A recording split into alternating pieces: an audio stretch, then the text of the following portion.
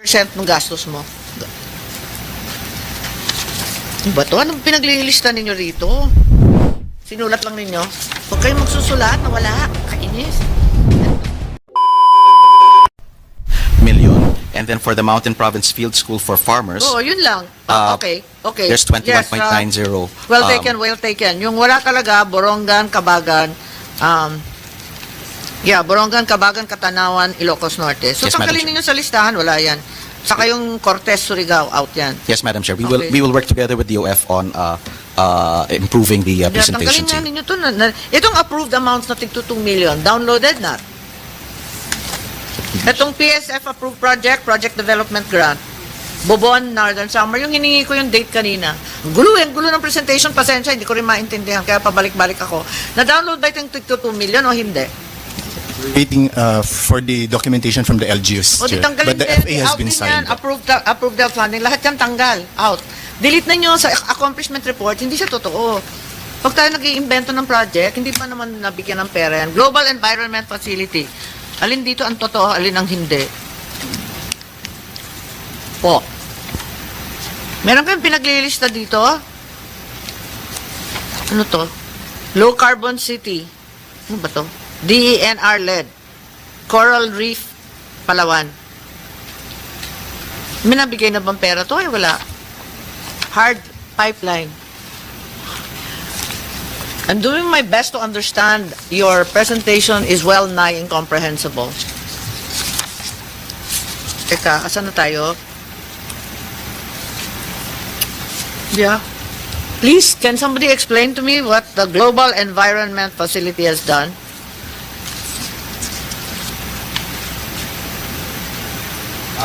Now, it says the project site was from Palawan to Siargao. So now, what happened? Undecided. Huwag na ninyo ilista. Undecided pala eh. Haba-haba pa nito. Inception meeting. It hasn't given birth. Stop. Delete. Ano to? Low Carbon City Development. Ano to? Wala pang date. Diyos ko, paano ba huhulaan to?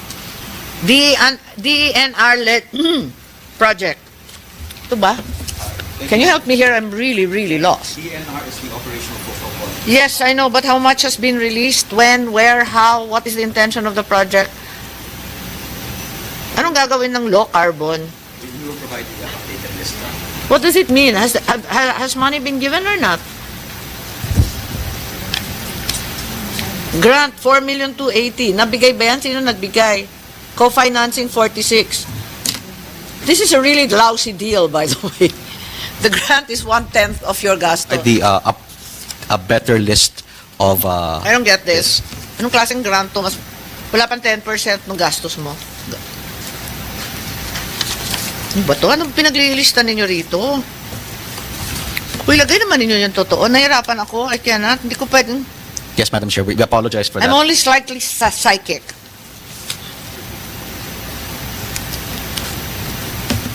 Change. Approved for project preparation. Delete. Obvious ba wala yan? Under project preparation. Delete. Delete. Lahat yan. Delete ano? Lahat yan wala eh. Sinulat lang ninyo. Huwag kayong magsusulat na wala. Kainis. Endorsed by focal. Endorsed. Wala yan. Can you please delete when it doesn't exist? When it's all in the planning stage, it's really of little or no interest. Green Climate Fund. O, asa na to? Wala, ito, date 2019, ang disbursement ng multi-hazard forecasting, 31%. Ilang taon ba to? Another 10-year project po?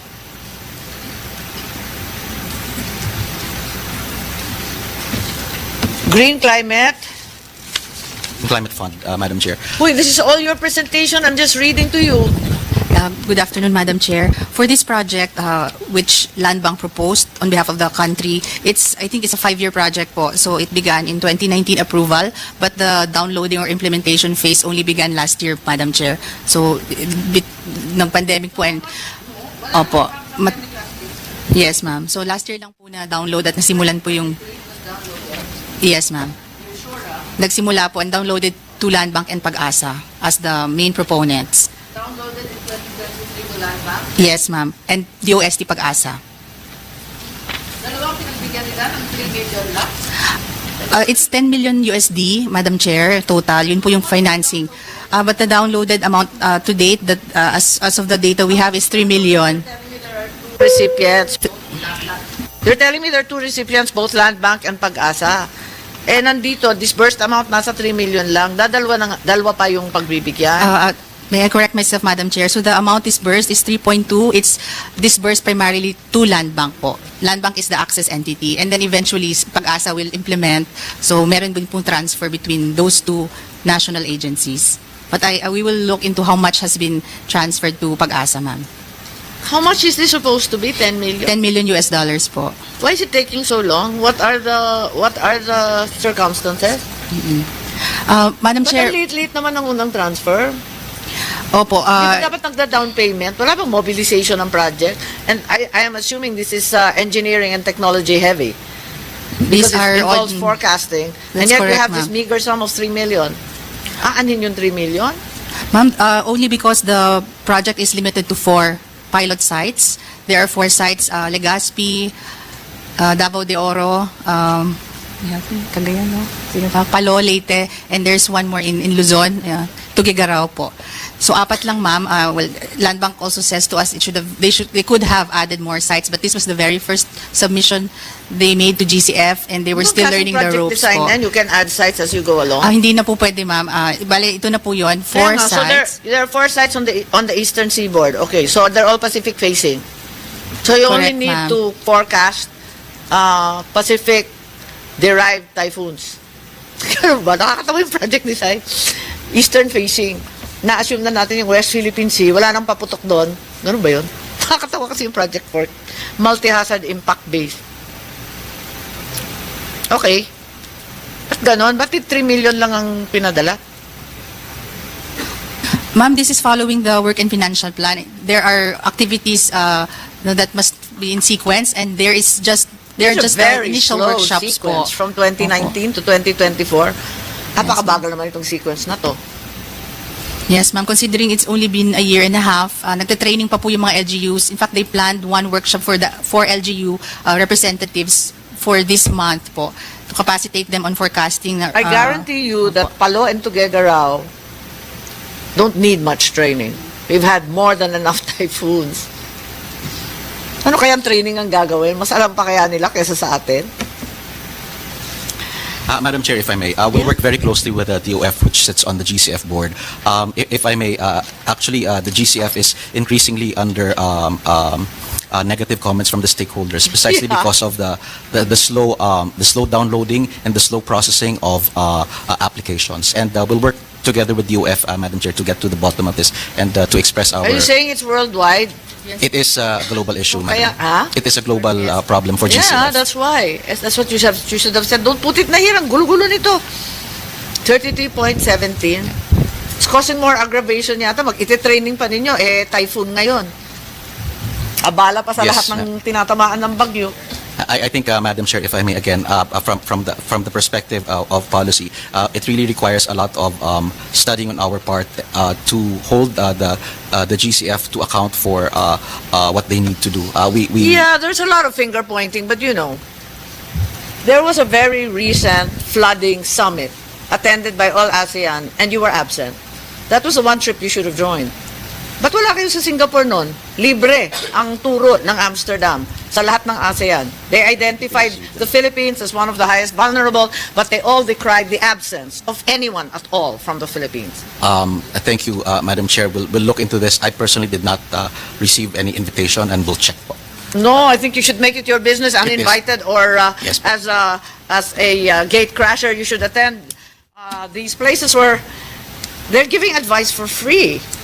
Yes, Madam Chair, we'll work on that po. It's quite embarrassing. They kept talking about the Philippines being absent. Kung saan-saan kayo nagbabiyahe, yung kailangan puntahan at binabaha tayo ng labis-labis, nag-absent naman kayo. Saan ka naman nakarinig ng ganito? Eto, agriculture. Ano to? The other project you have under Green Climate Fund. Ano to? Can somebody tell me about this? DA, DOSD, please, let's get... Maaga pa ako dito. Yes, Madam Chair, Pwede ba this one. sumagot naman kayo kahit paano? This is our second national approved project po under the GCF, proposed through the UN Food and Agriculture Organization, and the executing agency is DA and DOST Pag-asa again. Ang disbursed pa lang po niya, Madam Chair, since it was approved only last year, is 1.8 million out of the $26 million grant. Were disbursed from, galing ba sa atin yan, or? Ma'am, this is a GCF No, but funding proposal. But the funding is from the Philippines or from No, overseas? no, ma'am. This is from GCF, the Climate Fund. Okay. Don't know. And what happened? Madam Chair, if I may So- supplement, the project will be implemented in 7 years. The operational partners. 7 years? Yes, it's 2024 to 2031. And what's supposed to happen? It's already happening. The So- preparatory and implementations underway. It What hopes are they going to do? it would provide early warning information system, among others. And of it's course. going to take 7 years? Ang dami nang namatay. It's- Ang dami nang nabaha. Parang, ang bagal naman natin mag-react. 7 taon. Ilan pa ang maaanod? Ilan pa lulubog? Wala lang. Okay.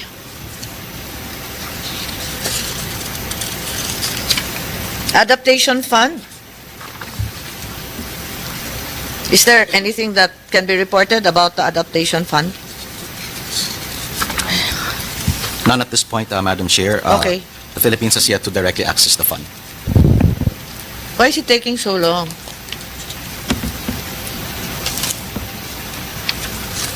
Why is it taking so long? The focal agency for this, Madam Chair, is DNR. Will coordinate So with them what's on the this role particular. of your commission? We Aren't you more appropriately abolished and then located in the DENR? Kasi hindi ko naintindihan eh. Di ba nagra-right sizing ang gobyerno? Di ba obvious na kailangan ninyo DENR na lang? there's that's one position, but there's also the position, Madam Chair, that the Climate Change Commission has to remain as it is. Why? While it's still Why? a relatively young agency, there are cross-cutting issues that ideally under the RA 9729 can be better addressed by a commission po. Why? There are Your some. performance wouldn't prove that. I apologize for No, that, I'm Madam Chair. I'm not accusing you, and you're only new in any case. Pero there are clearly issues with the organizational structure because you can't Yes, get ma'am. anything done. Yes, Madam Chair. In fact, this is one of the. So that's my point. Aren't you better subsumed under a proper departmental structure than attempting to stand alone and not getting very much done? Madam Chair, if I may, this is one of the findings of COA There we on go. organizational reform. And in fact, we at the Commission, this particular cohort of commissioners, are working hard on the reforms that are needed and to make Well, sure you know that. very well, coordination is a very, very bad word in government. It means you have absolutely no power, no budget, and very, very little staff. So there you go. All you do is coordinate. Parang NDRRMC yan. Hindi nakaka-respond kasi nga coordinating body lang sila. Policy formulating wala and naman coordinating. susunod sa kanila.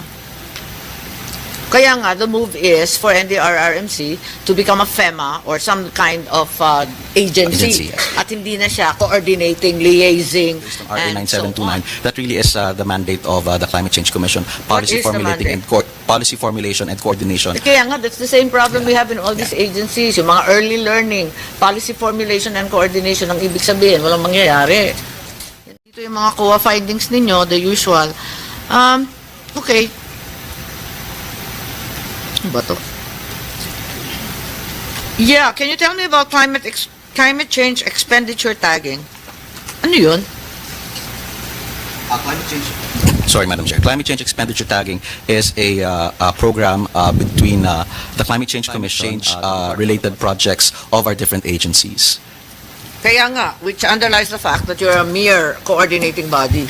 We You just tag, di ba? Yeah, we understand that, Madam Chair. Kaya In fact, nga we that's why how much can you get done? So what's the advantage of tagging aside from aside from pogi points na meron tayong climate change projects? we acknowledge this shortcoming, Madam Chair, and that's why we're Yes, working. but the point is, you're not supposed to apologize or say sorry. What we need to do is to change the law in some way, retool the organization, re-engineer everything because it's not working. Apology is not what is required. What is required here is for you, in aid of legislation, to make recommendations because it's simply not working. Thank you, Madam Chair. We are working on that. We So are you should aware of. actually go to some department that actually does the work, like DNR. So who sets the standards for this tagging? The tagging is jointly come up with by both CCC and the Department of Budget By and who? Management. Sorry? CCC and DBM, Madam Chair. There's that typology that has been Sorry. ECC or CCC? CCC. You. CCC, So it's you and and? DBM. Who decides what are the guidelines for that? This was through a joint memorandum circular, Madam Chair, between DBM, CCC, and also a joint memorandum circular from DBM, CCC, and DILG. DILG? This is for tracking of climate programs by the LGUs, Madam Chair.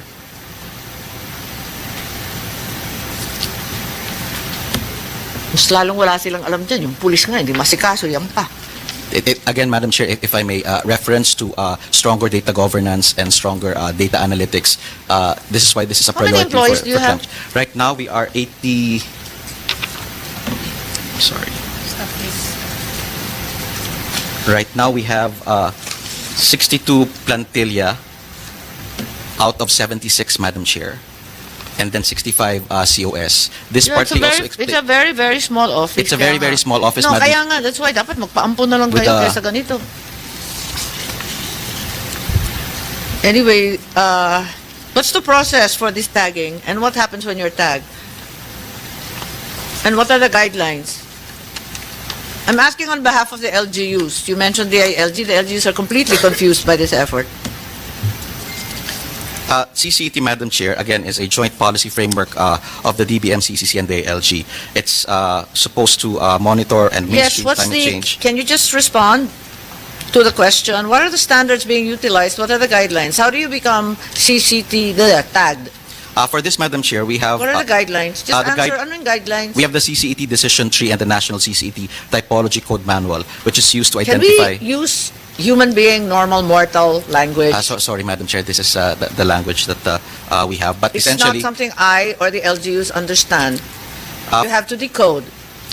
This to jargon's not helping us, Yes, Madam Chair. even less impressing us. In essence, first, the question is asked, does the main objective or one of the Does main it have to be a objectives... main objective or a... Or one of the main objectives, Madam Chair. There's a decision tree again for this. Does it articulate climate change adaptation or mitigation? If it's yes, then it's entered What as... happens once it's tagged? Maybe you can just give me the simple standards outline. It's ideally, Madam Chair, it's supposed to inform policy decision among the different oversight agencies. Once all of these data are Sorry, if you're an collected. LGU, or can we just make it really simple? If you're an LGU, you have a climate change project which is tagged. What happens next? Do I get punished? Do I get money? No, Madam Chair. If you have What happens? if So you have the you tag the CCET, project somewhere. if you have the Or what can the CCET, mayor count on? if you have the CCET, it also goes into the process of LCCAP. And what? this local climate change action plan, Yeah, Madam so... Chair. And if you No, do, in nuts and bolts, in pesos and centavos, what advantage do I get? if you have that, then this would be several steps closer for you to access also the People's Survival Fund. Ay nako, ay kasasabi lang natin na yung People's Survival Fund 2016, wala pang binubuga. Yes, Madam Chair, but perhaps... So there's no clear advantage to the LGU. It's just an unnecessary feather in their cap to be tagged? Madam Chair, perhaps if you look at it at the point of view of accessing again PSF, then there is Pero sabi value to mo that. several steps. It's part of the documentary requirements kasi, ma'am. And the function and what we need to do at CCC and with other government agencies is to further strengthen that capacity so it becomes not a burden but in fact... So do you have a list now? Do you have a directory of all these tags? We have, projects and we have, all? Madam Chair. Ilan na? Nakailan na sa directory? One moment, Madam Chair. For LGUs. Commissioner Rachel, would you like to answer? Or anybody who likes to answer, I need to get on with it. This is taking so long. Commissioner De La Cruz. Yes, Madam. If I may, the budget tagging for local government unit will provide what we call the net zero by 2050 pathway, whether or not You know, this jargon's really not helping your cause. Yes, Just ma'am. tell me what are the standards, what are the advantages, and give me a number. How many have you tagged? That's all. insofar as the local government unit, madam, were able to make the necessary communications training programs May I with have a around number? 87%, ma'am. May I have a number of 87% of the local government units were able to submit all the necessary documents for So them. how many projects have you tagged as part of this CCET? I'm sorry, it's a budget hearing. It's just nuts and bolts. I need a number. How many projects have you tagged? If you don't have it, let's not waste time. Let's just proceed to the next 100 questions. I will provide the details, Madam Chair, on this for LGUs as well as for national government agencies. Can you tell me the number of projects? Kala ko you're tagging. How come you don't know how many you tag? Anyway, napapagod na ako. Okay. So, let's go back to the People's Survival Fund since that seems to be the end-all and be-all of all these tagging. You've approved, according to you, 13 projects, 6 project development grants to a total of 19 LGUs. Out of the 1.3 billion earmark, 23.44% or 306 million has been disbursed. Can we be clarified on the actual amount of the People's Survival Fund as defined under law as we speak today? Madam Chair, we'd like to defer to the Department of Finance. Sige. Thank you, Madam Chair. The figure, as the Chair has mentioned, is as of date. That's the disbursed amount. Now, the disbursements will follow the work and financial plan based on the agreed tranching. I just need a number. What's the actual amount of the People's Survival Fund The now? actual amount as disbursed, Chair, is the 306, as you mentioned. So it's confirmed, Chair.